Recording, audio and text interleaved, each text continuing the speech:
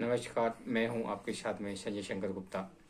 आज हम एक ऐसी घिनौनी वारदात के बारे में बात कर रहे हैं जिसको जिसने भी सुना वो अचरज में पड़ गया और आश्चर्य में पड़ गया और लोगों को इस वारदात को सुनकर गुस्सा भी आया।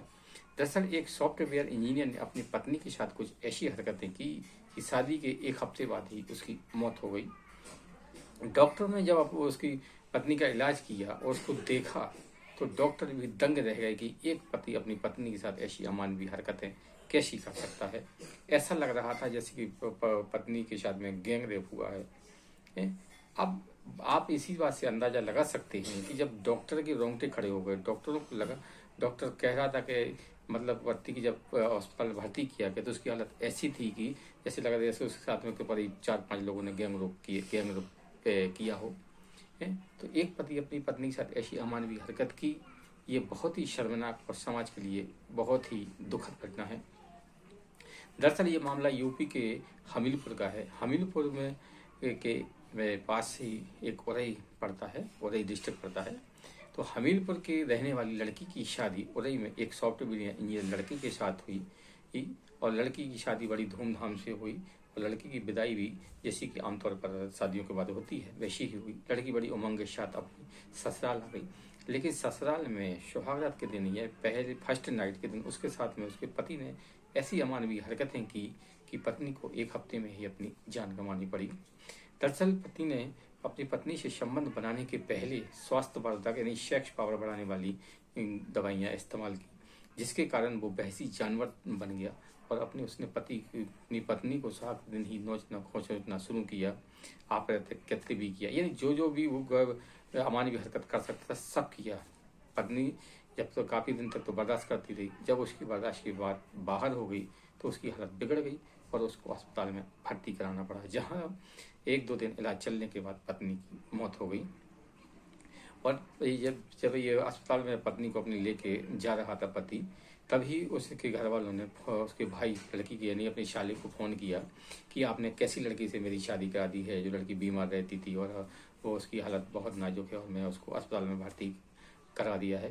पर उसके भाई ने, जो उस समय की कानपुर में एक शादी अटेंड कर रहा था, शादी में था, वो वहाँ जैसे ही उसको ये बात उसके पता पड़ी, उसके मोबाइल पर जैसे ही ऐसा कॉल आया तो वो भागते हुए अपनी पत्नी के साथ में उरई पहुंचा। उरई में जब वो अस्पताल पहुंचा तो उसने अपनी भाई बहन की हालत जो देखी तो उसके तो रोंगटे खड़े हो गए। दरअसल भाई भाभी ने ही इस लड़की को पाला था। इस लड़की के माँ बाप बचपन में ही गुजर गए थे। ऐसे में भाई बाप जो उसके भैया भाभी थे वो अपनी उसकी बेटी की तरह प्यार करते थे और उन्होंने बेटी की तरह उसको बड़े लाड़ प्यार से पाला था। अपनी बहन की ऐसी हालत देखकर भाई और भाभी ने तो सिर पकड़ लिया कि अब क्या किया जाए। अस्पताल में जब उसकी पहले तो डॉक्टरों ने उसे बताया कि आपकी बहन की हालत ऐसी लग रही है जैसे किसी ने इसके साथ में गैंग रेप किया हो, 4-5 लड़कों ने गैंग रेप किया हो। और उसके बाद में जब उसकी भाभी ने अपनी नंद यानी उस लड़की से पूछा जिसके साथ में ये वारदात हुई, तो पहले तो उसने सर में कुमारी कुछ नहीं बताया, लेकिन जब उसने अपनी भाभी को अपनी आप बीती बताई तो उसकी भाभी भी दंग रह गई कि एक पढ़ा लिखा सॉफ्टवेयर इंजीनियर लड़का ऐसी अमानवीय हरकत अपनी पत्नी के साथ कैसे कर सकता है। दरअसल लड़का रोज ही सेक्स पावर बढ़ाने वाली दवाइयाँ खा के आता था और अपनी पत्नी के साथ जानवरों की तरह हरकत करता था, उसके शरीर को नोचता खसोटता था।